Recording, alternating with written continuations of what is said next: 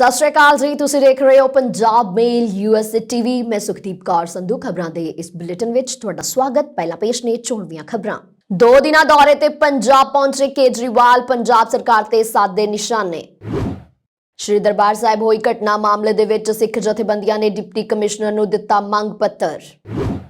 ਪਿੰਗਲਵਾੜੇ ਦੇ ਸੋਹਣਾ ਤੇ ਮੋਹਣਾ ਨੂੰ ਮਿਲੀ ਪੰਜਾਬ ਬਿਜਲੀ ਬੋਰਡ ਦੇ ਵਿੱਚ ਨੌਕਰੀ। ਭਗਵੰਤ ਮਾਨ ਨੇ ਬੰਬ ਧਮਾਕੇ ਦੇ ਪੀੜਤਾਂ ਦੇ ਲਈ ਕੀਤੀ ਮੁਆਵਜ਼ੇ ਦੀ ਮੰਗ। ਕੈਪਟਨ ਤੇ ਭਾਜਪਾ ਮਿਲ ਕੇ ਹੀ ਲੜਨਗੇ ਵਿਧਾਨ ਸਭਾ ਚੋਣਾਂ, ਕੇਂਦਰੀ ਮੰਤਰੀ ਰਾਜਿੰਦਰ ਸ਼ੇਖਾਵਤ ਨੇ ਕੀਤਾ ਐਲਾਨ। ਸਿੱਧੂ ਮੂਸੇਵਾਲਾ ਨੇ ਵਿੱਢੀਆਂ ਮਾਨਸਾ ਹਲਕੇ ਦੇ ਵਿੱਚ ਸਰਗਰਮੀਆਂ, ਸਰਪੰਚਾਂ ਨੂੰ ਵੰਡੇ ਚੈੱਕ। ਨਵਜੋਤ ਸਿੱਧੂ ਨੇ ਪੰਜਾਬ ਦੇ ਲੋਕਾਂ ਨੂੰ ਏਕਾ ਬਣਾ ਕੇ ਰੱਖਣ ਦੀ ਕੀਤੀ ਅਪੀਲ। ਹੁਣ ਖਬਰਾਂ ਵਿਸਥਾਰ ਦੇ ਨਾਲ।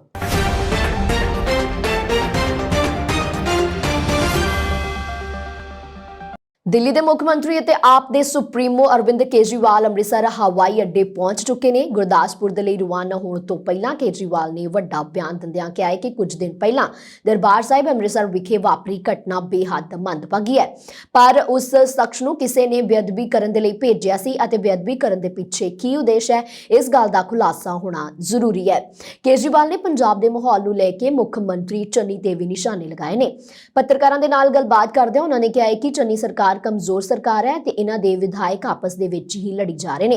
ਅਜਿਹੇ ਦੇ ਵਿੱਚ ਪੰਜਾਬ ਦਾ ਮਾਹੌਲ ਦਿਨ ਬ ਦਿਨ ਵਿਗੜ ਰਿਹਾ ਹੈ। ਉਹਨਾਂ ਨੇ ਦਾਅਵਾ ਕੀਤਾ ਹੈ ਕਿ ਪੰਜਾਬ ਦੇ ਵਿੱਚ ਆਪ ਦੀ ਸਰਕਾਰ ਆਉਣ ਤੇ ਹੁਣ ਤੱਕ ਜਿੰਨੀਆਂ ਵੀ ਬੇਅਦਬੀਆਂ ਹੋਈਆਂ ਨੇ ਉਹਨਾਂ ਸਾਰਿਆਂ ਦੇ ਮਾਸਟਰਮਾਈਂਡ ਨੂੰ ਫੜਿਆ ਜਾਏਗਾ ਅਤੇ ਪੰਜਾਬ ਦਾ ਮਾਹੌਲ ਖਰਾਬ ਕਰਨ ਵਾਲਿਆਂ ਦਾ ਪਰਦਾਫਾਸ਼ ਕੀਤਾ ਜਾਏਗਾ।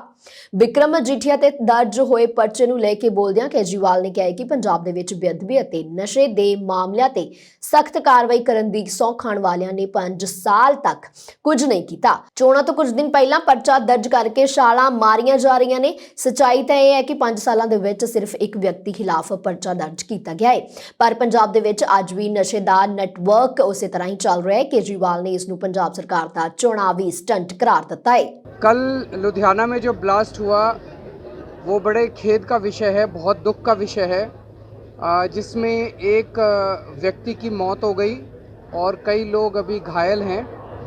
मैं भगवान से प्रार्थना करता हूं कि जो जिनकी मौत हुई है उनको भगवान अपने चरणों में स्थान दे और जो घायल हैं वो जल्द से जल्द स्वस्थ हों। लेकिन अभी कुछ दिन पहले ही बेअदबी का इंसिडेंट हुआ था, जब सबसे बड़े एक तरह से आस्था के स्थान में बेअदबी का मामला हुआ था और उसके चंद दिन के बाद ही अब ये ब्लास्ट हो गया। तो सब लोगों को लग रहा है, जनता को ये लग रहा है कि ये ठीक चुनाव के पहले इस किस्म के जो वाक़ये हो रहे हैं, इंसिडेंट्स हो रहे हैं, ये ज़रूर साजिश के तहत पंजाब का माहौल ख़राब करने के लिए किए जा रहे हैं। दूसरी ओर लेकिन दुख का विषय ये है, खेद का विषय ये है कि आज पंजाब में एक बहुत कमज़ोर सरकार है। चन्नी सरकार बहुत कमज़ोर सरकार है और ये लोग आपस में ही लड़ रहे हैं। इनके पास पंजाब को संभालने के लिए समय ही नहीं है। तो कैसे पंजाब को आज एक स्थिर, ईमानदार और सशक्त मजबूत सरकार चाहिए जो कि ऐसे साजिशकर्ताओं के खिलाफ सख्त से सख्त कार्रवाई कर सके। हर वक्त सिखां दी आस्था दा केंद्र सचखंड श्री दरबार साहिब दे विच पिछले दिनी होई मंदभागी घटना नूं लैके सिख जथेबंदियां सिरलथ खालसा अते श्री गुरु ग्रंथ साहिब सत्कार कमेटी सिख जथेबंदियां दे आगुआं ने अंमृतसर विधायक डिप्टी कमिश्नर रूही दुग्गल नूं एक मंग पत्र दिता है। इस दौरान पत्रकारां दे नाल गलबात करदिआं सिख जथेबंदियां दे आगू बलबीर सिंह मुचल ने कहा है कि पिछले दिनी सचखंड श्री दरबार साहिब दे विच ਮੰਦਭਾਗੀ ਘਟਨਾ ਹੋਈ ਹੈ। ਇਸ ਤੋਂ ਪਹਿਲਾਂ ਵੀ ਤਖਤ ਸ੍ਰੀ ਕੇਸਗੜ੍ਹ ਸਾਹਿਬ ਵਿਖੇ ਆਨੰਦਪੁਰ ਸਾਹਿਬ ਵਿੱਚ ਵੀ ਸ਼ਰਮਨਾਕ ਘਟਨਾ ਹੋਈ ਹੈ, ਜਿਸ ਤੋਂ ਬਾਅਦ ਅਜੇ ਤੱਕ ਅਸਲ ਦੋਸ਼ੀ ਨਹੀਂ ਫੜੇ ਗਏ। ਉਹਨਾਂ ਨੇ ਕਿਹਾ ਹੈ ਕਿ ਅਗਰ ਸ਼੍ਰੋਮਣੀ ਗੁਰਦੁਆਰਾ ਪ੍ਰਬੰਧਕ ਕਮੇਟੀ ਨੂੰ ਆਪਣੀ ਪਹਿਰੇਦਾਰੀ ਦੇ ਵਿੱਚ ਵਾਧਾ ਕਰਨਾ ਚਾਹੀਦਾ ਹੈ ਤਾਂ ਜੋ ਸਿੱਖ ਸੰਗਤ ਅਤੇ ਸ੍ਰੀ ਗੁਰੂ ਗ੍ਰੰਥ ਸਾਹਿਬ ਜੀ ਦੀ ਪੂਰੀ ਤਰ੍ਹਾਂ ਦੇ ਨਾਲ ਸੇਫ ਹੋ ਸਕਣ। ਉਹਨਾਂ ਨੇ ਡਿਪਟੀ ਕਮਿਸ਼ਨਰ ਨੂੰ ਮੰਗ ਕੀਤੀ ਹੈ ਕਿ ਦੂਸਰੇ ਸ਼ਹਿਰਾਂ ਦੇ ਡਿਪਟੀ ਕਮਿਸ਼ਨਰ ਵਾਂਗ ਅੰਮ੍ਰਿਤਸਰ ਦੇ ਵਿੱਚ ਵੀ ਗੁਰਦੁਆਰਾ ਸਾਹਿਬਾਨਾਂ ਦੇ ਪ੍ਰਬੰਧਕਾਂ ਦੇ ਨਾਲ ਮੀਟਿੰਗਾਂ ਕਰਕੇ ਉੱਥੇ ਪੁਲਿਸ ਸਿਕਿਉਰਿਟੀ ਲਗਾਈ ਜਾਵੇ। ਦੂਜੇ ਪਾਸੇ ਇਸ ਸੰਬੰਧੀ ਵਧੀਕ ਡਿਪਟੀ ਕਮਿਸ਼ਨਰ ਡਾਕਟਰ ਰੂਹੀ ਦੁੱਗਲ ਨੇ ਕਿਹਾ ਹੈ ਕਿ ਜਥੇਬੰਦੀਆਂ ਨੇ ਜਿਸ ਸੰਬੰਧੀ ਉਹਨਾਂ ਨੂੰ ਮੰਗ ਪੱਤਰ ਦਿੱਤਾ ਹੈ, ਬਹੁਤ ਜਲਦੀ ਹੀ ਉਹਨਾਂ ਦਾ ਮੰਗ ਪੱਤਰ ਡਿਪਟੀ ਕਮਿਸ਼ਨਰ ਤੇ ਐਸਐਸਪੀ ਨੂੰ ਦੇ ਕੇ ਇਸ ਤੇ ਵਿਚਾਰ ਵਿਮਰਸ਼ ਕਰਕੇ ਪਹਿਲ ਦੇ ਆਧਾਰ ਤੇ ਇਹਨਾਂ ਦੀਆਂ ਮੰਗਾਂ ਨੂੰ ਹੱਲ ਕਰਵਾਇਆ ਜਾਏਗਾ। ਕਿਉਂਕਿ ਬੜੀ ਹੈਰਾਨਗੀ ਵਾਲੀ ਗੱਲ ਹੋਈ ਜਦੋਂ ਪਤਾ ਲੱਗਾ ਕਿ ਜਲੰਧਰ ਦੇ ਵਿੱਚ ਡੀਸੀ ਨੇ ਮੀਟਿੰਗ ਕੀਤੀ ਗੁਰੂ ਘਰ ਦੀਆਂ ਸਾਰੀਆਂ ਪ੍ਰਬੰਧਕ ਕਮੇਟੀਆਂ ਨੂੰ ਬੁਲਾ ਕੇ। ਹੁਸ਼ਿਆਰਪੁਰ ਦੇ ਵਿੱਚ ਅੱਜ ਮੀਟਿੰਗ ਹੋਈ ਹੈ ਸਾਰੀਆਂ ਗੁਰੂ ਘਰ ਦੀਆਂ ਪ੍ਰਬੰਧਕ ਕਮੇਟੀਆਂ ਬੁਲਾ ਕੇ, ਪਰ ਅੰਮ੍ਰਿਤਸਰ ਦੇ ਡੀਸੀ ਨੇ ਕਿਸੇ ਵੀ ਗੁਰਦੁਆਰਾ ਸਾਹਿਬ ਦੀਆਂ ਪ੍ਰਬੰਧਕ ਕਮੇਟੀਆਂ ਨੂੰ ਨਹੀਂ ਬੁਲਾਇਆ। ਕਿਉਂਕਿ ਅਸੀਂ ਆ ਜਿਹੜਾ ਡੀਸੀ ਨੂੰ ਮੰਗ ਪੱਤਰ ਇਹ ਦੇ ਕੇ ਆਏ ਹਾਂ ਕਿ ਅੰਮ੍ਰਿਤਸਰ ਵਿੱਚ ਬਹੁਤ ਵੱਡੇ ਪ੍ਰਬੰਧ ਨੇ, 24 ਘੰਟੇ ਸੰਗਤ ਰਹਿੰਦੀ ਹੈ ਤੇ ਨਾਲ ਸੇਵਾਦਾਰਾਂ ਦੀਆਂ ਡਿਊਟੀਆਂ ਲੱਗੀਆਂ ਹੋਈਆਂ ਹਨ। ਜੇ ਏਡੇ ਵੱਡੇ ਪ੍ਰਬੰਧਕਾਂ ਦੇ ਵਿੱਚ ਪ੍ਰਬੰਧ ਵਿੱਚ ਇਹ ਨਰਾਦਰ ਹੋ ਸਕਦਾ ਹੈ, ਘਟਨਾ ਵਾਪਰ ਸਕਦੀ ਹੈ ਦੁਖਦਾਈ।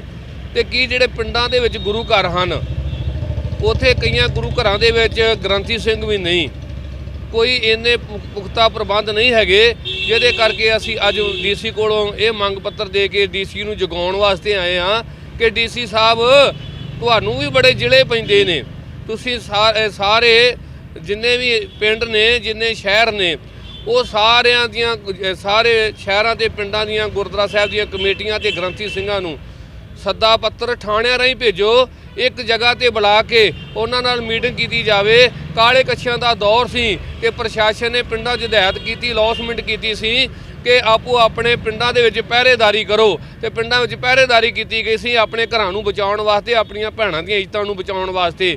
ਅੱਜ ਗੁਰੂ ਸਾਹਿਬ ਦੇ ਸਤਿਕਾਰ ਨੂੰ ਮੁੱਖ ਰੱਖਦਿਆਂ ਹੋਇਆਂ ਅਸੀਂ ਮੰਗ ਕਰਕੇ ਆਏ ਹਾਂ ਕਿ ਅੱਜ ਵੀ ਉਹੀ ਲੋੜ ਪੈ ਗਈ ਹੈ ਕਿ ਹਰ ਇੱਕ ਗੁਰੂ ਘਰ ਵਿੱਚ ਪਹਿਰੇਦਾਰੀ ਹੋਣੀ ਚਾਹੀਦੀ ਹੈ। ਕਿਉਂਕਿ ਅੱਜ ਅਸੀਂ ਡੀਸੀ ਕੋਲ ਕਿਉਂ ਗਏ ਹਾਂ, ਸਾਡੇ ਜਥੇਦਾਰ ਨਾਕਾਮ ਹੋ ਗਏ ਨੇ, ਸ਼੍ਰੋਮਣੀ ਕਮੇਟੀ ਨਾਕਾਮ ਹੋ ਗਈ ਹੈ। ਸਾਨੂੰ ਇੱਥੇ ਜਾਣ ਦੀ ਲੋੜ ਨਹੀਂ ਸੀ, ਸਰਕਾਰਾਂ ਕੋਲ ਨਹੀਂ ਜਾਣ ਦੀ ਲੋੜ, ਸਾਨੂੰ ਸਾਡੇ ਜਿਹੜੇ ਤਖਤਾਂ ਦੇ ਜਥੇਦਾਰ ਸੀ ਉਹਨਾਂ ਨੂੰ ਪਹਿਲਾਂ ਹੀ ਫੈਸਲੇ ਲੈ ਲੈਣੇ ਚਾਹੀਦੇ ਸੀ। ਅਸੀਂ ਲੰਮੇ ਸਮੇਂ ਤੋਂ ਇਹਨਾਂ ਜਥੇਦਾਰਾਂ ਨੂੰ ਵੀ ਮੰਗ ਪੱਤਰ ਦਿੰਦੇ ਆ ਰਹੇ ਹਾਂ ਕਿ ਕਈ ਗੁਰੂ ਘਰ ਇੱਦਾਂ ਦੇ ਨੇ ਜਿਨ੍ਹਾਂ ਦੀ ਕੋਈ ਚਾਰ ਦੀਵਾਰੀ ਨਹੀਂ। ਅੱਜ ਜਥੇਬੰਦੀਆਂ ਨੇ ਆ ਕੇ ਸਾਨੂੰ ਇਹ ਮੈਮੋਰੈਂਡਮ ਦਿੱਤਾ ਹੈ। ਇਹ ਮੈਮੋਰੈਂਡਮ ਦੇ ਵਿੱਚ ਇਹਨਾਂ ਦਾ ਜਿਹੜਾ ਮੁੱਦਾ ਹੈ ਉਹਦੇ ਸੰਬੰਧੀ ਡੀਸੀ ਸਾਹਿਬ ਦੇ ਨਾਲ ਤੇ ਸੀਪੀ ਸਾਹਿਬ ਐਸਐਸਪੀ ਸਾਹਿਬ ਦੇ ਨਾਲ ਬੈਠ ਕੇ ਇਹਦੇ ਸੰਬੰਧੀ ਡਿਸਾਈਡ ਕਰ ਲਿਆ ਜਾਵੇਗਾ ਕਿ ਜੋ ਇਹਨਾਂ ਦੇ ਇਸ਼ੂਜ਼ ਹੈ ਉਹਨੂੰ ਅਸੀਂ ਤੁਰੰਤ ਜਿਹੜਾ ਹੈ ਪ੍ਰਾਇੋਰਟੀ ਦੇ ਉੱਤੇ ਡੀਲ ਕਰਕੇ ਇਹਦੇ ਉੱਤੇ ਨਿਪਟਾਰਾ ਕਰਾਂਗੇ। ਪਿੰਗਲਵਾੜਾ ਦੇ ਵਿੱਚ ਪਲੇ ਇੱਕ ਸਰੀਰ ਵਾਲੇ ਜੋੜਾ ਬੱਚੇ ਸੋਨਾ ਮੋਨਾ ਨੂੰ ਬਿਜਲੀ ਵਿਭਾਗ ਦੇ ਵਿੱਚ ਸਰਕਾਰੀ ਨੌਕਰੀ ਮਿਲ ਗਈ ਹੈ। ਚੋਣ ਕਮਿਸ਼ਨ ਦੇ ਵੱਲੋਂ ਇਹਨਾਂ ਦੀ ਵੋਟ ਬਣਾਉਣ ਦਾ ਵੀ ਫੈਸਲਾ ਕੀਤਾ ਗਿਆ ਹੈ। ਇਹ ਬੱਚੇ 15 ਅਗਸਤ 2003 ਨੂੰ ਪਿੰਗਲਵਾੜਾ ਸੰਸਥਾ ਨੂੰ ਮਿਲੇ ਸਨ। ਇਹਨਾਂ ਇੱਥੇ ਹੀ ਭਗਤ ਪੂਰਨ ਸਿੰਘ ਆਦਰਸ਼ ਸਕੂਲ ਦੇ ਵਿੱਚ 10ਵੀਂ ਪਾਸ ਕੀਤੀ ਹੈ। ਸਰਕਾਰੀ ਬਹੁਤਕਨੀਕੀ ਕਾਲਜ ਦੇ ਵਿੱਚ ਬਿਜਲੀ ਦਾ ਡਿਪਲੋਮਾ ਕਰ ਰਹੇ ਨੇ। ਇਹ ਜਾਣਕਾਰੀ ਬੇਸਹਾਰਾ ਤੇ ਅਪਾਹਜ ਲੋਕਾਂ ਦੀ ਸੰਭਾਲ ਕਰ ਰਹੀ ਪਿੰਗਲਵਾੜਾ ਸੰਸਥਾ ਦੀ ਮੁਖੀ ਡਾਕਟਰ ਇੰਦਰਜੀਤ ਕੌਰ ਨੇ ਦਿੱਤੀ ਹੈ। ਉਹਨਾਂ ਨੇ ਆਗਾਮੀ ਵਿਧਾਨ ਸਭਾ ਚੋਣਾਂ ਦੌਰਾਨ ਰਾਜਨੀਤਿਕ ਪਾਰਟੀਆਂ ਨੂੰ ਅਪੀਲ ਕੀਤੀ ਹੈ ਕਿ ਉਹ ਵਾਤਾਵਰਣ ਦੀ ਸੰਭਾਲ ਤੇ ਮੁੱਦਿਆਂ ਨੂੰ ਆਪਣੇ ਏਜੰਡੇ ਦੇ ਵਿੱਚ ਸ਼ਾਮਿਲ ਕਰਨ। ਉਹਨਾਂ ਸੋਨਾ ਅਤੇ ਮੋਨਾ ਨੂੰ ਬਿਜਲੀ ਵਿਭਾਗ ਦੇ ਵਿੱਚ ਨੌਕਰੀ ਮਿਲਣ ਤੇ ਖੁਸ਼ੀ ਦਾ ਪ੍ਰਗਟਾਵਾ ਵੀ ਕੀਤਾ ਹੈ। ਇੱਥੇ ਪਿੰਗਲਵਾੜਾ ਦੇ ਵਿੱਚ ਮੀਡੀਆ ਦੇ ਨਾਲ ਗੱਲਬਾਤ ਕਰਦਿਆਂ ਸੰਸਥਾ ਦੀ ਮੁਖੀ ਡਾਕਟਰ ਇੰਦਰਜੀਤ ਕੌਰ ਨੇ ਕਿਹਾ ਹੈ ਕਿ ਦੇਸ਼ ਦੇ ਵਿੱਚ ਵੱਡੀ ਗਿਣਤੀ ਦੇ ਵਿੱਚ ਬੱਚੇ ਯਤੀਮ ਨੇ। ਕੋਰੋਨਾ ਕਾਰਨ ਇਹਨਾਂ ਬੱਚਿਆਂ ਦੀ ਗਿਣਤੀ ਵਧੀ ਹੈ। ਉਹਨਾਂ ਨੇ ਕਿਹਾ ਹੈ ਕਿ ਅਜਿਹੇ ਬੱਚਿਆਂ ਦੀ ਸਾਂਭ ਸੰਭਾਲ ਅਤੇ ਪੜ੍ਹਾਈ ਦਾ ਪ੍ਰਬੰਧ ਹੋਣਾ ਚਾਹੀਦਾ ਹੈ। ਉਚੇਰੀ ਸਿੱਖਿਆ ਦੇ ਵਿੱਚ ਦਾਖਲਾ ਅਤੇ ਨੌਕਰੀ ਦੇ ਲਈ ਰਾਖਵਾਂਕਰਨ ਮਿਲਣਾ ਚਾਹੀਦਾ ਹੈ। ਉਹਨਾਂ ਨੇ ਕਿਹਾ ਹੈ ਕਿ ਅਜਿਹੇ ਮੁੱਦੇ ਉਹਨਾਂ ਪਿਛਲੀਆਂ ਚੋਣਾਂ ਵੇਲੇ ਵੀ ਉਠਾਏ ਗਏ ਸਨ, ਪਰ ਰਾਜਸੀ ਲੋਕਾਂ ਨੇ ਧਿਆਨ ਨਹੀਂ ਦਿੱਤਾ। ਉਹਨਾਂ ਨੇ ਕਿਹਾ ਹੈ ਕਿ ਸਿਆਸੀ ਆਗੂ ਸਾਫ਼ ਵਾਤਾਵਰਣ ਵੱਲ ਧਿਆਨ ਦੇਣ। ਉਹਨਾਂ ਨੇ ਵੀ ਕਿਹਾ ਹੈ ਕਿ ਪੰਜਾਬ ਦੇ ਵਿੱਚ ਬੋਲੇ ਬੱਚਿਆਂ ਦੇ ਲਈ ਸਰਕਾਰੀ ਸਕੂਲ ਅਤੇ ਸਪੈਸ਼ਲ ਬੱਚਿਆਂ ਦੇ ਲਈ ਵਧੇਰੇ ਅਧਿਆਪਕਾਂ ਦੀ ਲੋੜ ਹੈ। ਅਸੀਂ ਸਭ ਤੋਂ ਜ਼ਿਆਦਾ ਪਿੰਗਲਵਾੜੇ ਦਾ ਤਹਿ ਦਿਲੋਂ ਧੰਨਵਾਦ ਕਰਦੇ ਹਾਂ ਤੇ ਕਰਦੇ ਰਵਾਂਗੇ ਕਿ ਇਹ ਸੰਸਥਾ ਨੇ ਸਾਨੂੰ ਪਾਲਿਆ। ਸਭ ਤੋਂ ਜ਼ਿਆਦਾ ਬੀਬੀ ਜੀ ਦਾ ਧੰਨਵਾਦ ਕਰਦੇ ਹਾਂ ਕਿ ਇਹ ਸੰਸਥਾ ਨੇ ਪਾਲ ਕੇ ਵੱਡੇ ਕੀਤਾ, ਪੜ੍ਹਾਇਆ ਲਿਖਾਇਆ, ਇਸ ਮੁਕਾਮ ਤੇ ਪਹੁੰਚਾਇਆ। ਤੇ ਹੋਰ ਵੀ ਧੰਨਵਾਦ ਆਪਣੇ ਸ਼੍ਰੀ IAS Venu Prasad ji chairman PSPCL ਜਿਹੜੇ ਅੱਜ ਹੀ ਹੋ ਕੇ ਖਤਮ ਤੇ ਅੱਜ ਨਵੇਂ ਸਾਡੇ ਚੇਅਰਮੈਨ ਬਲਦੇਵ ਸਿੰਘ ਸਰਾਂ ਜੀ ਆ ਗਏ ਆ। ਤੇ ਵੇਣੂ ਪ੍ਰਸਾਦ ਜੀ ਨੇ ਸਾਡਾ ਕੇਸ Positive ਬਹੁਤ ਹੀ ਪੋਜ਼ਿਟਿਵਲੀ handle ਕੀਤਾ ਤੇ ਉਹ ਸਾਡਾ ਕੇਸ ਪੰਜਾਬ ਵਿਧਾਨ ਸਭਾ 'ਚ ਸੈਸ਼ਨ ਹੋਇਆ। ਉਸ ਤੋਂ ਬਾਅਦ ਸਾਡੇ ਲਈ ਵੱਖਰੀ ਤਰੀਕੇ ਦੀ ਪੋਸਟ ਕ੍ਰੀਏਟ ਕੀਤੀ ਗਈ ਤੇ ਉਸ ਤੋਂ ਬਾਅਦ BOD ਦੇ ਵਿੱਚ board of directors the meeting ਦੇ ਵਿੱਚ ਉਹਦੇ ਵਿੱਚ ਏਜੰਡਾ ਲੱਗਾ। ਉਸ ਤੋਂ ਬਾਅਦ ਸਾਡਾ ਸਾਰਾ ਕੇਸ ਇਸ ਤਰ੍ਹਾਂ ਹੈਂਡਲ ਹੋਇਆ। ਪੋਜ਼ਿਟਿਵਲੀ ਸਰਕਾਰ ਨੇ ਗਵਰਨਮੈਂਟ ਨੇ ਪੋਜ਼ਿਟਿਵਲੀ ਹੈਂਡਲ ਕੀਤਾ। ਇਹਨਾਂ ਬਾਰੇ ਬੱਚਿਆਂ ਬਾਰੇ ਉਦੋਂ ਹੀ ਜੋ ਅੱਜ ਸਾਹਮਣੇ ਆ ਉਦੋਂ ਹੀ ਇਹ ਗੱਲਾਂ ਸਾਨੂੰ ਦੱਸਦੇ ਸੀ। ਬੱਚੇ ਬੜੇ ਟੈਲੈਂਟਡ ਆ ਔਰ ਬਿਜਲੀ ਦੇ ਕੰਮ ਪ੍ਰਤੀ ਇਹ ਬੜੇ ਹੀ ਸੁਚੇਤ ਰਹਿੰਦੇ ਨੇ। ਉਦੋਂ ਹੀ ਛੋਟੇ ਸੀ, ਉਦੋਂ ਪਲਾਸ ਫੜ ਕੇ ਨਿੱਕਾ ਮੋਟਾ ਤਾਰ ਨੂੰ ਜੋੜ ਲਾਉਣਾ ਕੋਈ ਕਰਨਾ, ਜਾਂ ਜਿਹੜਾ ਸਾਡਾ ਕੋਈ ਮੁਲਾਜ਼ਮ ਜਾਂ ਇਹਨਾਂ ਦਾ ਆਪਣਾ ਮੁਲਾਜ਼ਮ ਪਿੰਗਲਵਾੜੇ ਦਾ ਕੋਈ ਬਿਜਲੀ ਦਾ ਕੰਮ ਕਰਦਾ ਸੀ, ਉਹਦੇ ਵੱਲੇ ਬੜੇ ਗੌਰ ਨਾਲ ਦੇਖਦੇ ਸੀ। ਤੋ ਇਹ ਸਾਰਾ ਕੁਝ ਦੇਖਦੇ ਹੋਏ ਡਾਕਟਰ ਰਾਜਵੀਰ ਨੇ ਦੱਸਿਆ ਵੀ ਸਾਡੇ ਇਹਨਾਂ ਨੇ ਇਹੋ ਹੀ ਇਹਨਾਂ ਦੀ ਲਾਈਨ ਚੁਣਨ ਦਾ ਫੈਸਲਾ ਕੀਤਾ ਤੇ ਪੋਲੀਟੈਕਨਿਕ ਜਾ ਕੇ ਮੇਰੇ ਵੀ ਉਹ ਸਰਦਾਰ ਨਿਹਾਲ ਸਿੰਘ ਪ੍ਰਿੰਸੀਪਲ ਨੇ, ਮੇਰੇ ਵੀ ਦੋਸਤ ਨੇ, ਹੁਣੇ ਇਹਨਾਂ ਬਾਰੇ ਗੱਲ ਸ਼ੇਅਰ ਹੋ ਰਹੀ ਸੀ ਕਿ ਉਹਨਾਂ ਨਾਲ ਜਦੋਂ ਗੱਲ ਕੀਤੀ ਤੇ ਮੈਂ ਉਹਨਾਂ ਦਾ ਨਾਮ ਸੁਣਦਾ ਸਾਰੀ ਕਹਿਤਾ ਵੀ ਉਹ ਤੇ ਬੜੇ ਵਧੀਆ ਇਨਸਾਨ ਨੇ। ਇਹੋ ਜਿਹੀਆਂ ਗੱਲਾਂ ਤੇ ਉਹ ਵੈਸੇ ਹੀ ਸੋਸ਼ਲ ਦੇ ਵਿੱਚ ਬਹੁਤ ਅੱਗੇ ਧਿਆਨ ਦਿੰਦੇ ਨੇ। ਉਹ ਜਦੋਂ ਇਹਨਾਂ ਨੇ ਗੱਲ ਕੀਤੀ ਤੇ ਨਾਲ ਹੀ ਉਹਨਾਂ ਆਖਿਆ ਡਾਕਟਰ ਸਾਹਿਬ ਹੁਣ ਤੁਹਾਡੀ ਜ਼ਿੰਮੇਵਾਰੀ ਨਹੀਂ, ਇਹ ਸਾਰੀ ਮੇਰੀ ਜ਼ਿੰਮੇਵਾਰੀ ਆ। ਉਹਨਾਂ ਨੇ ਫੀਸ ਵਗੈਰਾ ਸਾਰਾ ਕੁਝ ਫਾਰਮ ਭਰ ਕੇ ਸਾਰਾ ਕੁਝ ਜਮ੍ਹਾਂ ਕਰਾ ਕੇ ਇਹਨਾਂ ਨੂੰ ਉੱਥੇ ਐਡਮਿਟ ਕਰਾਇਆ। ਕਿੰਨਾ ਉਹਨਾਂ ਨੇ ਇਸ ਚੀਜ਼ ਨਾਲ ਵਿੱਚੋਂ ਯੋਗਦਾਨ ਪਾਇਆ। ਇੱਦਾਂ ਦੇ ਇਨਸਾਨ ਜੇ ਆਪਣੇ ਹੋਣ ਤੇ ਇਹੋ ਜਿਹੇ ਜਿਹੜੇ ਲੋੜਵੰਦ ਬੱਚੀ ਦਾ ਇਨਸਾਨ ਕੋਈ ਵੀ ਹੈਗੇ ਨੇ, ਚਲੋ ਸੰਸਥਾ ਵੱਲੋਂ ਤੇ ਬੀਬੀ ਜੀ ਵੱਲੋਂ ਹੋਣਾ ਵੱਲੋਂ ਬਹੁਤ ਹੀ ਵਧੀਆ ਉਪਰਾਲੇ ਕੀਤੇ ਜਾ ਰਹੇ ਨੇ, ਜੋ ਉਹਨਾਂ ਬੜੀ ਡਿਟੇਲ ਦੱਸੀ। ਲੁਧਿਆਣਾ ਸਿਵਲ ਹਸਪਤਾਲ ਜ਼ਖਮੀਆਂ ਦਾ ਹਾਲ ਜਾਣਨ ਪਹੁੰਚੇ ਆਮ ਆਦਮੀ ਪਾਰਟੀ ਦੇ ਮੈਂਬਰ ਪਾਰਲੀਮੈਂਟ ਭਗਵੰਤ ਮਾਨ ਨੇ ਪੰਜਾਬ ਸਰਕਾਰ ਤੇ ਵੱਡੇ ਹਮਲੇ ਬੋਲੇ ਨੇ। ਭਗਵੰਤ ਮਾਨ ਨੇ ਕਿਹਾ ਹੈ ਕਿ ਪੰਜਾਬ ਦੀ ਸਰਕਾਰ ਕਮਜ਼ੋਰ ਹੈ ਅਤੇ ਪੰਜਾਬ ਦੇ ਵਿੱਚ ਇੱਕ ਮਜ਼ਬੂਤ ਸਰਕਾਰ ਦੀ ਬੇਹੱਦ ਲੋੜ ਹੈ। ਭਗਵੰਤ ਮਾਨ ਨੇ ਸਾਫ਼ ਕਿਹਾ ਹੈ ਕਿ ਪੰਜਾਬ ਦੇ ਵਿੱਚ ਜੋ ਹਾਲਾਤ ਬਣਾਏ ਜਾ ਰਹੇ ਨੇ ਉਹ ਬਿਲਕੁਲ ਠੀਕ ਨਹੀਂ ਨੇ। ਜ਼ਖਮੀਆਂ ਦਾ ਹਾਲ ਜਾਣ ਕੇ ਭਗਵੰਤ ਮਾਨ ਨੇ ਇਹ ਮੰਗ ਕੀਤੀ ਹੈ ਕਿ ਪੰਜਾਬ ਸਰਕਾਰ ਜ਼ਖਮੀਆਂ ਨੂੰ ਮੁਫਤ ਇਲਾਜ ਦੇਵੇ ਅਤੇ ਜੋ ਉਹ ਮੈਂਟਲੀ ਪਰੇਸ਼ਾਨ ਹੋਏ ਨੇ ਉਹਨਾਂ ਦੇ ਲਈ ਉਹਨਾਂ ਨੂੰ 5-5 ਲੱਖ ਦਾ ਮੁਆਵਜ਼ਾ ਵੀ ਦਿੱਤਾ ਜਾਣਾ ਚਾਹੀਦਾ ਹੈ। ਭਗਵੰਤ ਮਾਨ ਨੇ ਪੰਜਾਬ ਸਰਕਾਰ ਤੇ ਨਿਸ਼ਾਨਾ ਸਾਧਦੇ ਹੋਏ ਕਿਹਾ ਹੈ ਕਿ ਸਰਕਾਰ ਨੂੰ ਲੋਕਾਂ ਦੀ ਕੋਈ ਫਿਕਰ ਨਹੀਂ ਹੈ, ਆਪਸ ਦੇ ਵਿੱਚ ਲੜਨ ਦੇ ਵਿੱਚ ਲੱਗੇ ਹੋਏ ਨੇ। ਉਹਨਾਂ ਨੇ ਕਿਹਾ ਹੈ ਕਿ ਜਾਖੜ ਸਿੱਧੂ ਦੇ ਨਾਲ ਲੜ ਰਿਹਾ ਅਤੇ ਸਿੱਧੂ ਕਿਸੇ ਹੋਰ ਦੇ ਨਾਲ। ਇਹਨਾਂ ਦੀ ਆਪਸੀ ਖਾਨਾ ਜੰਗੀ ਹੀ ਨਹੀਂ ਖਤਮ ਹੁੰਦੀ। ਭਗਵੰਤ ਮਾਨ ਨੇ ਘਟਨਾ ਦੀ ਸਖਤ ਸ਼ਬਦਾਂ ਦੇ ਵਿੱਚ ਨਿੰਦਿਆ ਕੀਤੀ ਹੈ ਤੇ ਕਿਹਾ ਹੈ ਕਿ ਇਸ ਪੂਰੇ ਮਾਮਲੇ ਦੀ ਨਿਰਪੱਖ ਜਾਂਚ ਹੋਣੀ ਚਾਹੀਦੀ ਹੈ ਅਤੇ ਇਸ ਪਿੱਛੇ ਜੋ ਏਜੰਸੀਆਂ ਨੇ ਉਹਨਾਂ ਦਾ ਖੁਲਾਸਾ ਹੋਣਾ ਚਾਹੀਦਾ ਹੈ। ਭਗਵੰਤ ਮਾਨ ਨੇ ਕਿਹਾ ਹੈ ਕਿ ਜੇਕਰ ਬੇਅਦਬੀ ਦੀਆਂ ਘਟਨਾਵਾਂ ਦੇ ਦੋਸ਼ੀਆਂ ਨੂੰ ਸਖਤ ਸਜ਼ਾਵਾਂ ਦਿੱਤੀਆਂ ਹੁੰਦੀਆਂ ਤਾਂ ਮੁਲਜ਼ਮਾਂ ਨੂੰ ਇੱਕ ਮੈਸੇਜ ਜਾਂਦਾ ਅਤੇ ਉਹ ਮੁੜ ਤੋਂ ਅਜਿਹੀਆਂ ਹਰਕਤਾਂ ਨਾ ਕਰਦੇ। ਉਹਨਾਂ ਨੇ ਕਿਹਾ ਹੈ ਕਿ ਪੰਜਾਬ ਦੇ ਵਿੱਚ ਬੇਅਦਬੀਆਂ ਹੋ ਰਹੀਆਂ ਨੇ, ਚੋਣਾਂ ਤੋਂ ਪਹਿਲਾਂ ਮੁੜ ਤੋਂ ਹਾਲਾਤ ਅਜਿਹੇ ਬਣਾ ਦਿੱਤੇ ਗਏ ਨੇ। ਬਹੁਤ ਹੀ ਦੁਖਦਾਇਕ ਘਟਨਾ ਹੋਈ ਹੈ, ਇਹਦੀ ਜਾਂਚ ਹੋਣੀ ਚਾਹੀਦੀ ਹੈ। ਇਹਦੇ ਮਾਸਟਰਮਾਈਂਡ ਕੌਣ ਨੇ? ਇਲੈਕਸ਼ਨਾਂ ਦੇ ਨੇੜੇ ਜਾ ਕੇ ਪਿਛਲੀ ਵਾਰ ਵੀ ਤੁਹਾਨੂੰ ਯਾਦ ਹੋਊਗਾ ਮੌੜ ਮੰਡੀ ਦੇ ਵਿੱਚ ਇੱਕ ਧਮਾਕਾ ਹੋਇਆ ਸੀ, ਸ਼ਾਇਦ ਉਹਦੀ ਵੀ ਹਜੇ ਤੱਕ ਜਾਂਚ ਨਹੀਂ ਹੋਈ ਤੇ ਕੋਈ ਮਾਸਟਰਮਾਈਂਡ ਉਹਦਾ ਵੀ ਫੜਿਆ ਨਹੀਂ ਗਿਆ। ਧੱਕਾ ਨਾ ਲਾਓ। ਇਹੋ ਜਿਹੀਆਂ ਘਟਨਾਵਾਂ ਜਿਹੜੀਆਂ ਨੇ, ਭਾਵੇਂ ਉਹ ਬੇਅਦਬੀ ਹੈ, ਭਾਵੇਂ ਉਹ ਇਸ ਤਰ੍ਹਾਂ ਦਾ ਕੋਰਟ ਕੰਪਲੈਕਸ ਦੇ ਵਿੱਚ ਧਮਾਕਾ ਹੈ, ਇਹ ਕਮਜ਼ੋਰ ਸਰਕਾਰ ਜਿਹੜੀ ਹੈ ਇਹ ਉਹਦੀਆਂ ਨਿਸ਼ਾਨੀਆਂ ਨੇ। ਕਿਉਂਕਿ ਸਾਡੇ ਜਿਹੜੇ ਗ੍ਰਹਿ ਮੰਤਰੀ ਨੇ ਜਿਨ੍ਹਾਂ ਦੇ ਹੱਥ 'ਚ ਸਾਰਾ ਕਾਨੂੰਨ ਹੈ, ਲਾਅ ਐਂਡ ਆਰਡਰ ਹੈ, ਉਹਨਾਂ ਬਾਰੇ ਤਾਂ ਕੈਬਨਿਟ ਦੇ ਵਿੱਚ ਲੜਾਈਆਂ ਹੋ ਰਹੀਆਂ ਨੇ ਕਿ ਤੁਸੀਂ ਪੈਸੇ ਲੈ ਕੇ ਬਦਲੀਆਂ ਕਰਦੇ ਹੋ SSPs ਦੀਆਂ। ਸੋ ਸਰਕਾਰ ਆਪਸ 'ਚ ਲੜ ਰਹੀ ਹੈ। ਸਿੱਧੂ ਚੰਨੀ ਨਾਲ ਲੜ ਰਿਹਾ, ਚੰਨੀ ਜਾਖੜ ਨਾਲ ਲੜ ਰਿਹਾ, ਜਾਖੜ ਬਾਜਵੇ ਨਾਲ, ਬਾਜਵਾ ਰੰਧਾਵੇ ਨਾਲ, ਰੰਧਾਵਾ ਬਿੱਟੂ ਨਾਲ। ਸੋ ਇਹ ਪੰਜਾਬ ਦੇ ਵਿੱਚ ਇੱਕ ਸਟੇਬਲ ਤੇ ਮਜ਼ਬੂਤ ਸਰਕਾਰ ਦੀ ਲੋੜ ਹੈ ਜੋ ਕਿ ਸਖਤ ਐਕਸ਼ਨ ਲੈ ਸਕੇ। ਜੇ ਕਿਤੇ 2015 ਦੇ ਵਿੱਚ ਜਿਹੜੀ ਬੇਅਦਬੀ ਹੋਈ ਸੀ ਬਰਗਾੜੀ ਦੇ ਵਿੱਚ, ਉਹਦੇ ਦੋਸ਼ੀਆਂ ਨੂੰ ਸਖਤ ਸਜ਼ਾ ਦਿੱਤੀ ਹੁੰਦੀ ਤਾਂ ਸ਼ਾਇਦ ਦਰਬਾਰ ਸਾਹਿਬ ਦੇ ਵਿੱਚ ਕੋਈ ਜਾ ਕੇ ਹਿੰਮਤ ਨਾ ਕਰਦਾ। ਸੋ ਮਿਸਾਲੀ ਸਜ਼ਾਵਾਂ ਦੀ ਲੋੜ ਹੈ ਔਰ ਮੈਂ ਪੰਜਾਬ ਦੇ 3 ਕਰੋੜ ਲੋਕਾਂ ਨੂੰ ਬੇਨਤੀ ਕਰਦਾ ਕਿ ਅਮਨ ਸ਼ਾਂਤੀ ਬਣਾ ਕੇ ਰੱਖਣਾ। ਪੰਜਾਬ ਨੇ ਪਹਿਲਾਂ ਬਹੁਤ ਕਾਲਾ ਦੌਰ ਦੇਖਿਆ ਹੋਇਆ। ਕੇਂਦਰੀ ਮੰਤਰੀ ਅਤੇ ਭਾਜਪਾ ਦੇ ਪੰਜਾਬ ਦੇ ਲਈ ਚੋਣ ਇੰਚਾਰਜ ਗਜੇਂਦਰ ਸ਼ੇਖਾਵਤ ਨੇ ਆਖਿਆ ਹੈ ਕਿ ਪੰਜਾਬ ਦੀਆਂ ਆਗਾਮੀ ਵਿਧਾਨ ਸਭਾ ਚੋਣਾਂ ਭਾਜਪਾ ਦੇ ਵੱਲੋਂ ਕੈਪਟਨ ਅਮਰਿੰਦਰ ਸਿੰਘ ਦੀ ਪਾਰਟੀ ਦੇ ਨਾਲ ਮਿਲ ਕੇ ਲੜੀਆਂ ਜਾਣਗੀਆਂ, ਬਿਨਾਂ ਕਿਸੇ ਸਿਆਸੀ ਆਗੂ ਜਾਂ ਪਾਰਟੀ ਦਾ ਨਾਂ ਲਏ। ਉਹਨਾਂ ਨੇ ਕਿਹਾ ਹੈ ਕਿ ਅਜੇ ਯਾਤਰਾ ਸ਼ੁਰੂ ਹੋਈ ਹੈ, ਇਸ ਕਾਫਲੇ ਦੇ ਵਿੱਚ ਕਈ ਹੋਰ ਸ਼ਾਮਿਲ ਹੋਣਗੇ। ਉਹ ਅੱਜ ਇੱਥੇ ਭਾਜਪਾ ਦੇ ਸਥਾਨਕ ਦਫ਼ਤਰ ਪੁੱਜੇ ਤੇ ਚੋਣਾਂ ਬਾਰੇ ਗੈਰ ਰਸਮੀ ਮੀਟਿੰਗ ਕੀਤੀ ਹੈ। ਇਸ ਤੋਂ ਪਹਿਲਾਂ ਉਹਨਾਂ ਬਿਆਸ ਦੇ ਵਿੱਚ ਰਾਧਾ ਸੁਆਮੀ ਡੇਰੇ ਦੇ ਮੁਖੀ ਦੇ ਨਾਲ ਵੀ ਮੁਲਾਕਾਤ ਕੀਤੀ ਹੈ। ਪੰਜਾਬ ਵਿਧਾਨ ਸਭਾ ਚੋਣਾਂ ਬਾਰੇ ਉਹਨਾਂ ਨੇ ਕਿਹਾ ਹੈ ਕਿ ਇਸ ਵਾਰ ਭਾਜਪਾ ਦੇ ਵੱਲੋਂ ਪੂਰੇ ਉਤਸ਼ਾਹ ਦੇ ਨਾਲ ਚੋਣਾਂ ਲੜੀਆਂ ਜਾਣਗੀਆਂ। ਉਹਨਾਂ ਨੇ ਕਿਹਾ ਹੈ ਕਿ ਭਾਜਪਾ ਪੰਜਾਬ ਨੂੰ ਨਸ਼ਾ ਮੁਕਤ, ਰੁਜ਼ਗਾਰਯੋਗ ਅਤੇ ਖੁਸ਼ਹਾਲ ਬਣਾਉਣ ਦੇ ਏਜੰਡੇ ਹੇਠ ਚੋਣ ਲੜੇਗੀ। ਸੂਬੇ ਦੇ ਵਿੱਚ ਆਪਸੀ ਭਾਈਚਾਰਕ ਸਾਂਝ ਨੂੰ ਕਾਇਮ ਰੱਖਿਆ ਜਾਏਗਾ। ਭਾਜਪਾ ਦੇ ਵੱਲੋਂ ਮੁੱਖ ਮੰਤਰੀ ਦਾ ਉਮੀਦਵਾਰ ਐਲਾਨਣ ਬਾਰੇ ਉਹਨਾਂ ਨੇ ਕਿਹਾ ਹੈ ਕਿ ਇਹ ਫੈਸਲਾ ਚੋਣਾਂ ਤੋਂ ਬਾਅਦ ਹੋਏਗਾ। ਖੇਤੀ ਕਾਨੂੰਨਾਂ ਦੇ ਵਿਰੋਧ ਕਾਰਨ ਸੂਬੇ ਦੇ ਵਿੱਚ ਭਾਜਪਾ ਦੀ ਤਰਸਯੋਗ ਸਥਿਤੀ ਬਾਰੇ ਉਹਨਾਂ ਨੇ ਕਿਹਾ ਹੈ ਕਿ ਅੱਜ ਜੋ ਪੰਜਾਬ ਦੇ ਵਿੱਚ ਕੁਝ ਕਿਸਾਨਾਂ ਨੂੰ ਮਿਲ ਕੇ ਆਏ ਨੇ, ਹੁਣ ਭਾਜਪਾ ਬਾਰੇ ਕਿਸਾਨਾਂ ਦੇ ਮਨਾਂ ਦੇ ਵਿੱਚ ਕੋਈ ਗਲਤ ਭਾਵਨਾ ਨਹੀਂ ਹੈ। ਉਹਨਾਂ ਨੇ ਦਾਅਵਾ ਦਾਅਵਾ ਕੀਤਾ ਹੈ ਕਿ ਪ੍ਰਧਾਨ ਮੰਤਰੀ ਨਰਿੰਦਰ ਮੋਦੀ ਅਤੇ ਉਹਨਾਂ ਦੀ ਸਰਕਾਰ ਕਿਸਾਨ ਹਤੈਸ਼ੀ ਹੈ। ਖੇਤੀ ਕਾਨੂੰਨਾਂ ਬਾਰੇ ਉਹਨਾਂ ਨੇ ਕਿਹਾ ਹੈ ਕਿ ਸ਼ਾਇਦ ਸਾਡੇ ਵਿੱਚ ਹੀ ਕੋਈ ਘਾਟ ਰਹਿ ਗਈ ਹੋਵੇਗੀ ਜੋ ਅਸੀਂ ਇਸ ਬਾਰੇ ਸਮਝਾਉਣ ਦੇ ਵਿੱਚ ਅਸਫਲ ਰਹੇ ਹਾਂ। ऐसी परिस्थिति में पंजाब के खुशहाल अतीत को लौटाने के लिए भारतीय जनता पार्टी इस बार पूरी ताकत के साथ में ऐसी सब शक्तियों को जो पंजाब की खुशहाली, पंजाब के गौरव, पंजाब में शांति, पंजाब में आर्थिक समृद्धि और पंजाब में के सीमावर्ती क्षेत्र की सुरक्षा, इन सब विषयों पर हम सब के साथ में खड़े होकर के हमारे साथ चल करके चुनाव लड़ने के लिए तैयार हैं। उन सबको साथ लेकर के हम चुनाव लड़ने वाले हैं और जिस तरह का वायुमंडल पंजाब में बना है,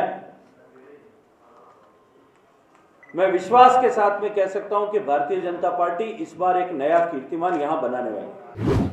ਸਥਾਨਕ ਬਲਾਕ ਵਿਕਾਸ ਪੰਚਾਇਤ ਦਫ਼ਤਰ ਵਿਖੇ ਗਾਇਕ ਤੇ ਕਾਂਗਰਸੀ ਆਗੂ ਸਿੱਧੂ ਮੂਸੇਵਾਲਾ ਦੇ ਵੱਲੋਂ ਭਿੱਖੀ ਬਲਾਕ ਦੀਆਂ 32 ਪੰਚਾਇਤਾਂ ਨੂੰ 2 ਕਰੋੜ 16 ਲੱਖ 50 ਹਜ਼ਾਰ ਰੁਪਏ ਦੇ ਚੈੱਕ ਵੰਡੇ ਗਏ ਨੇ।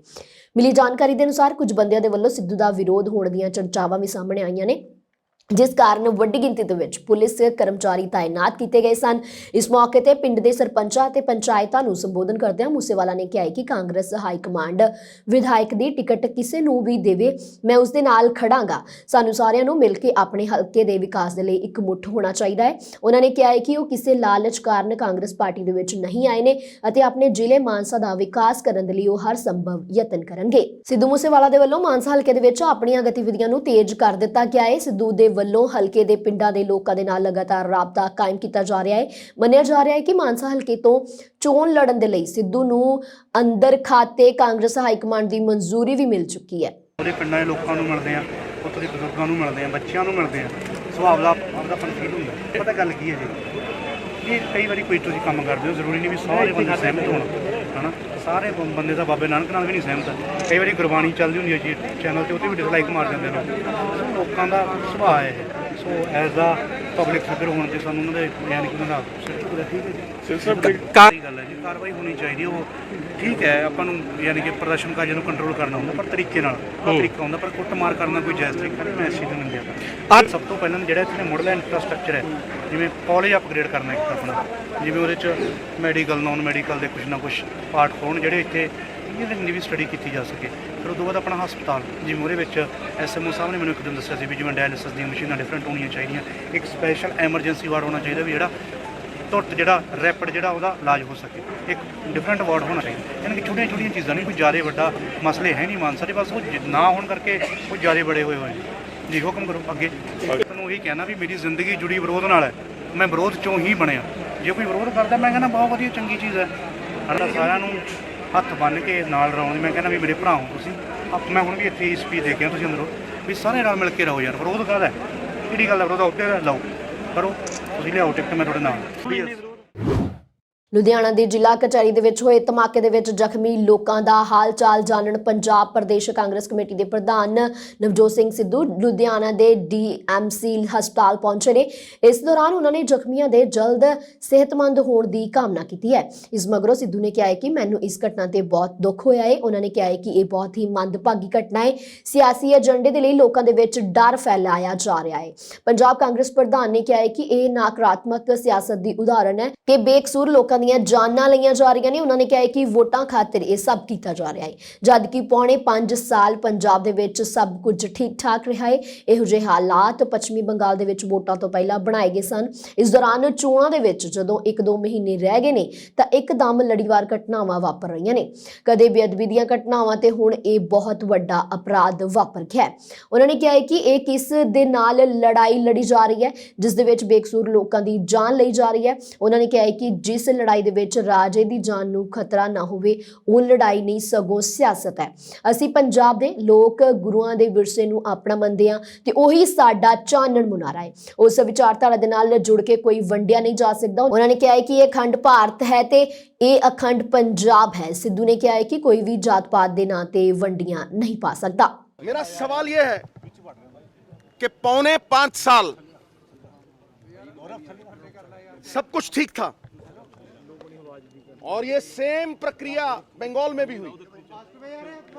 ये पौने 5 साल ठीक था और यकायक जब 1-2 महीने रह जाते हैं तो अ सीरीज ऑफ इवेंट्स बेअदबी, फिर बेअदबी, लोग पहरेदार बने और अब ये जघन्य अपराध। ये कौन सी लड़ाई है भाई? ये किससे लड़ाई है जिसमें बेकसूर लोगों की जान ली जाती है? जिस लड़ाई में राजा की जान को खतरा ना हो, वो लड़ाई नहीं है, वो राजनीति है।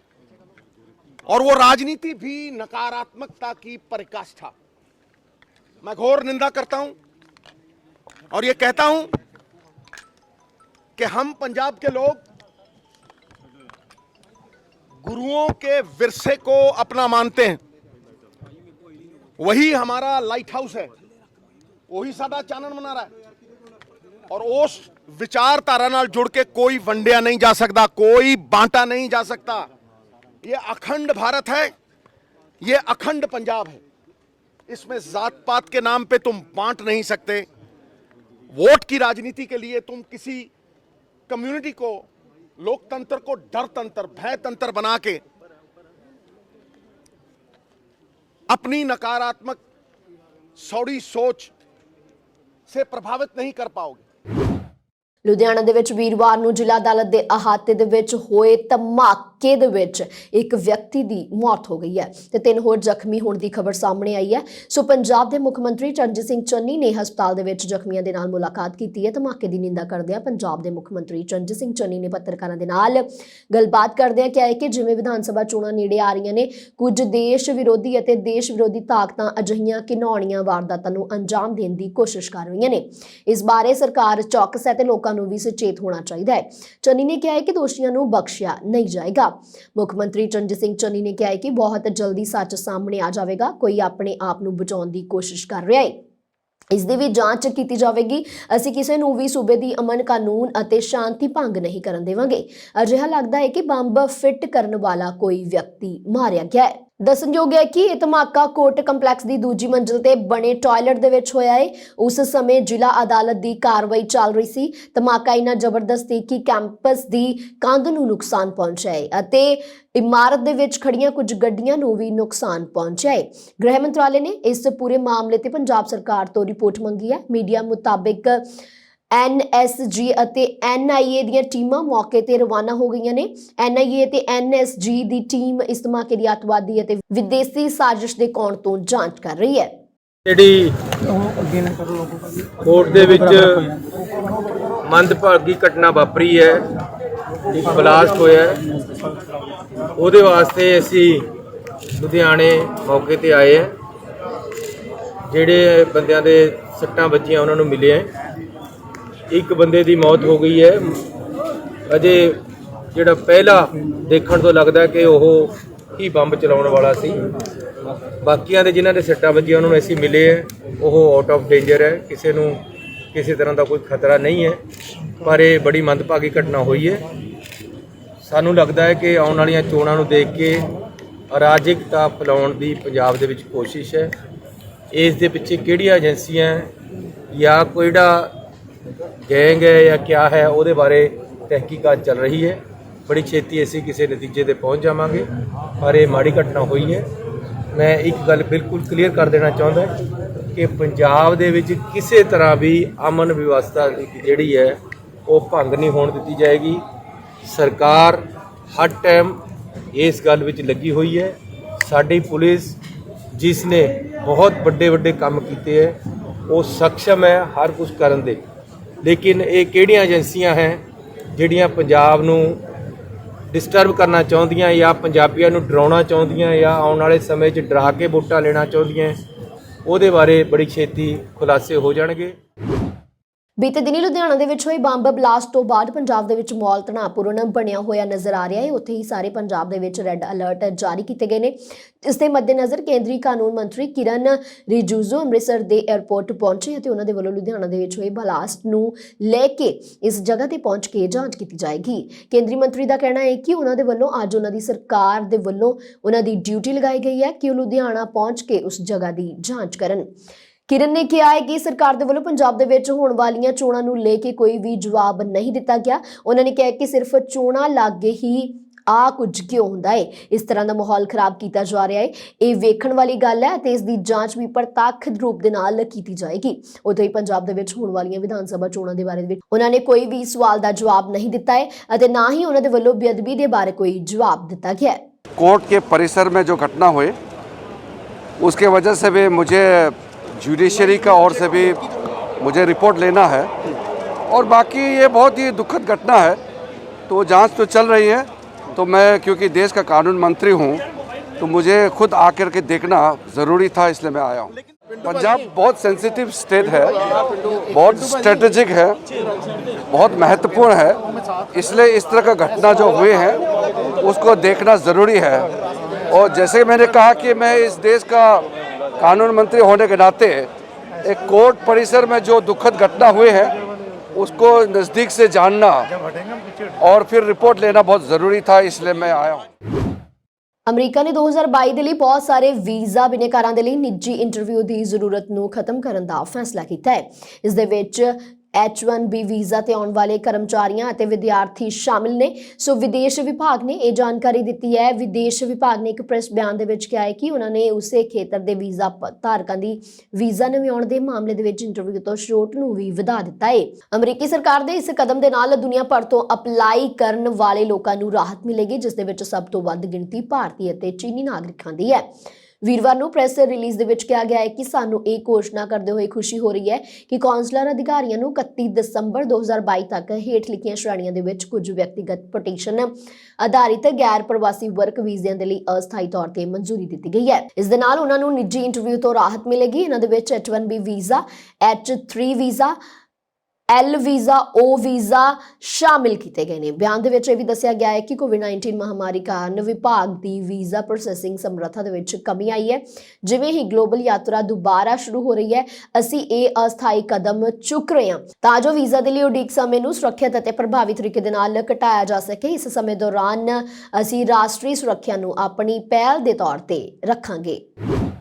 ਦਿੱਲੀ ਹਵਾਈ ਅੱਡੇ ਤੇ ਨਿੱਜੀਕਰਨ ਤੋਂ ਬਾਅਦ ਅੰਮ੍ਰਿਤਸਰ ਕੌਮਾਂਤਰੀ ਹਵਾਈ ਅੱਡੇ ਦੀ ਰੁਕੀ ਰਫ਼ਤਾਰ ਦੇ ਵਿੱਚ ਮੁੜ ਤੇਜ਼ੀ ਆਈ ਹੈ। ਦਿੱਲੀ ਹਵਾਈ ਅੱਡੇ ਦੇ ਨਿੱਜੀਕਰਨ ਤੋਂ ਪਹਿਲਾਂ ਅੰਮ੍ਰਿਤਸਰ ਦਾ ਦੁਨੀਆ ਦੇ ਵਿੱਚ ਤੇਜ਼ੀ ਦੇ ਨਾਲ ਗਲੋਬਲ 에ਅਰ ਲਿੰਕ ਹੋ ਰਿਹਾ ਸੀ, ਜਿਸ ਦੇ ਚੱਲਦਿਆਂ ਮਹਿਜ਼ ਕੁਝ ਸਾਲਾਂ ਦੇ ਵਿੱਚ ਹੀ Amritsar, Singapore, London, Heathrow, Toronto, Birmingham, Vienna, Moscow, Dubai, Abu Dhabi, Sharjah, Tehran, Tashkent ਅਤੇ ਹੋਰ ਬਹੁਤ ਸਾਰੇ ਦੇਸ਼ਾਂ ਦੇ ਨਾਲ ਅਮੀਰਾਤ ਵੀ ਅੰਮ੍ਰਿਤਸਰ ਆਉਣ ਦੀਆਂ ਪੂਰੀਆਂ ਤਿਆਰੀਆਂ ਕਰ ਰਹੀਆਂ ਸਨ। ਇਸ ਖੇਤਰ ਦੇ ਨਾਲ ਜੁੜੇ ਚਿੰਤਕਾਂ ਨੇ ਇਹ ਵੀ ਜਾਣਕਾਰੀ ਸਾਂਝੀ ਕਰਦਿਆਂ ਕਿਹਾ ਹੈ ਕਿ ਅੰਮ੍ਰਿਤਸਰ ਨੇ ਹਵਾਈ ਖੇਤਰ ਦੇ ਵਿੱਚ ਕਾਮਯਾਬੀ ਦੇ ਵੱਡੇ ਝੰਡੇ ਗੱਡੇ ਨੇ, ਪਰ ਅਚਾਨਕ ਦਿੱਲੀ ਹਵਾਈ ਅੱਡੇ ਦੇ ਨਿੱਜੀਕਰਨ ਨੇ ਸਭ ਕੁਝ ਬਦਲ ਦਿੱਤਾ ਹੈ। ਦੂਜਾ, ਪੰਜਾਬ ਦੀ ਸੂਬਾਈ ਹੁਕੂਮਤ ਨੇ ਅੰਮ੍ਰਿਤਸਰ ਦੇ ਇਸ ਖੇਤਰ ਦੇ ਵਿੱਚ ਹੋ ਰਹੇ ਵਿਕਾਸ ਨੂੰ ਬਿਲਕੁਲ ਅੱਖੋਂ ਪਰੋਖੇ ਕਰਦਿਆਂ ਸਾਰਾ ਧਿਆਨ ਮੁਹਾਲੀ ਦੇ ਵਿੱਚ ਕੇਂਦਰਿਤ ਕਰ ਲਿਆ ਹੈ।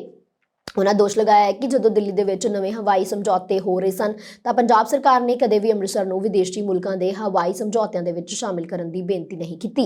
ਉਹਨਾਂ ਨੇ ਕਿਹਾ ਹੈ ਕਿ ਉਸੇ ਦੌਰ ਦੇ ਵਿੱਚ ਗੁਜਰਾਤ, ਕੇਰਲ ਕਾਮਯਾਬ ਹੋ ਗਏ, ਜਿਨ੍ਹਾਂ ਨੇ ਅਹਿਮਦਾਬਾਦ, ਕੋਚੀਨ, ਤ੍ਰਿਵੇਂਦਰਮ ਦੇ ਲਈ ਕੰਮ ਕੀਤਾ ਹੈ, ਜਦਕਿ ਅੰਮ੍ਰਿਤਸਰ ਦੇ ਲਈ ਸੂਬਾਈ ਸਰਕਾਰ ਨੇ ਅੱਖਾਂ ਬੰਦ ਕਰ ਛੱਡੀਆਂ।